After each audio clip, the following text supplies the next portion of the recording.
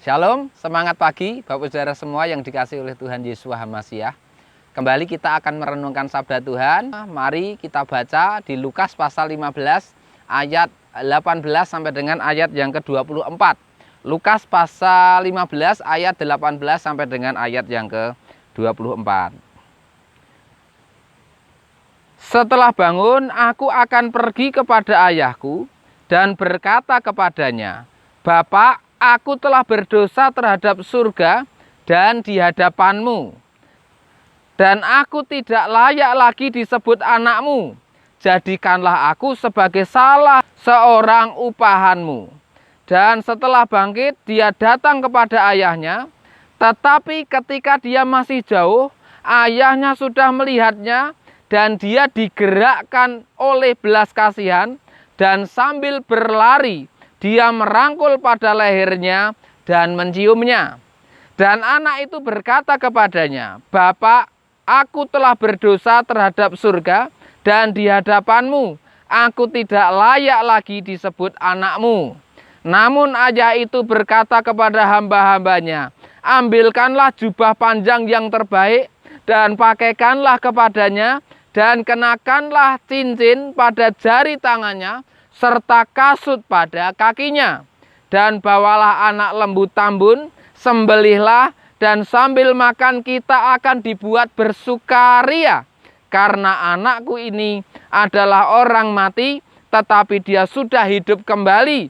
Dan dia adalah anak hilang, tetapi dia sudah ditemukan. Maka mereka mulai bersukaria.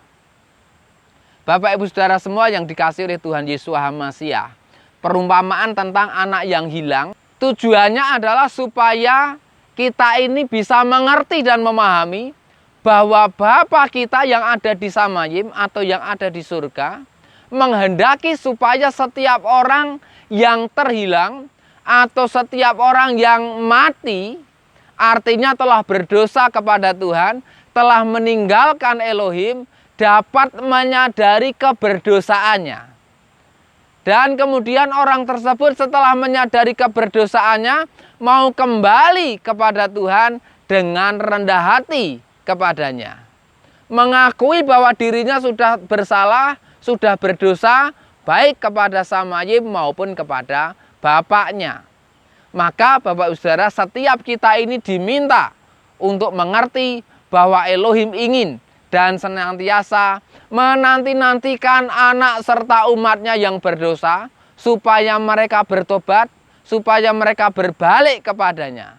Kita juga diajar supaya kita ini bisa bersukaria, kita ini bersukacita bila ada orang yang berdosa, bila ada saudara seiman kita yang terhilang, menjadi orang yang mati, namun bisa hidup kembali, bisa dipulihkan kembali oleh Tuhan, bisa bertobat dan merendahkan diri kepada Elohim.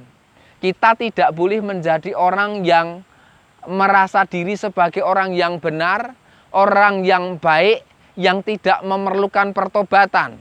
Seperti anak yang sulung yang merasa hidup benar, hidup tinggal bersama dengan bapaknya, tetapi ketika adiknya yang hilang, yang sudah berdosa itu kembali kepada bapaknya, diterima dan dipulihkan kembali oleh ayahnya, maka dia menjadi iri hati dan marah. Lewat perumpamaan itu juga Bapak Ibu Saudara, kita juga diajar dan mari belajar bahwa kita ini harus bangkit kembali. Kita mungkin pernah jatuh, kita mungkin pernah gagal di dalam studi kita, dalam usaha kita, dalam pekerjaan kita, dalam pelayanan kita bahkan. Kita gagal dalam meraih cita-cita kita, tetapi mari Bapak Saudara, kita bisa berdamai dengan diri kita sendiri. Kita bisa menyadari kegagalan kita. Kita bisa menerima kegagalan kita. Namun yang harus kita juga sadari adalah kita mau bangkit kembali. Kita mau berjuang kembali. Kita mau berdiri. Kita mau kembali kepada Tuhan. Kita yang sudah gagal barangkali untuk menepati janji, bahwa mungkin kita pernah gagal dalam membangun asmara, membangun hubungan kasih, membangun rumah tangga. Kita barangkali gagal membahagiakan anak, kita barangkali merasa gagal untuk membahagiakan orang tua, dan lain sebagainya. Maka yang harus kita lakukan adalah kita menyadari keadaan tersebut. Kita berdamai dengan diri kita sendiri, kita mau menerima kenyataan tersebut, kemudian kita ini mau datang kepada Tuhan. Kita meminta supaya Tuhan menerima kita kembali, supaya Tuhan memulihkan kehidupan kita kembali. Barangkali kita harus menanggung akibat dari kesalahan yang pernah kita buat di masa lalu. Barangkali kita harus menanggung dampak dari dosa yang pernah kita lakukan di masa lalu. Namun kita harus menyadari Bapak Ibu Saudara bahwa kita tidak boleh menyerah dalam hidup kita. Kita tidak boleh berhenti di situ. Kita tidak boleh semakin terpuruk, tetapi justru kita harus bangkit. Kita tetap berjuang. Kita harus belajar dari pengalaman masa lalu. Kita tidak boleh mengulangi kesalahan yang sama yang sudah pernah kita perbuat di masa lalu. Kita harus memperbaiki diri. Kita harus kembali kepada Bapa kita yang ada di Samayim, yang memang sudah menanti-nantikan kita untuk kita ini kembali kepadanya. Kita harus datang kepadanya dengan kerendahan hati. Kita mengakui keberdosaan kita, bahwa kita sudah berdosa kepadanya. Kita sudah meninggalkannya, namun kita mau kembali kepadanya, meminta pengampunan dari Tuhan, meminta untuk kita ini dipulihkan lagi hidupnya.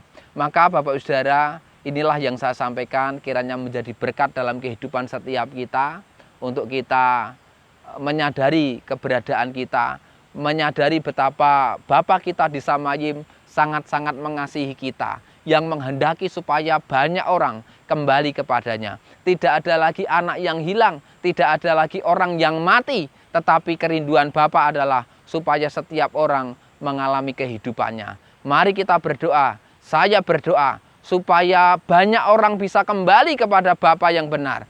Saya berdoa supaya mereka mengalami dan boleh menyembah kepada Tuhan yang hidup, supaya mereka diselamatkan Bapak Ibu Saudara, supaya mereka kembali kepadanya, karena kehidupan berasal dari Elohim yang hidup, Tuhannya bangsa Israel yang kita sembah di dalam nama Tuhan Yesus HaMasiah atau Tuhan Yesus Kristus. Semangat pagi Bapak Saudara, semangat beraktivitas. Tuhan Yesus HaMasiah memberkati kita semuanya. Haleluya. Amin.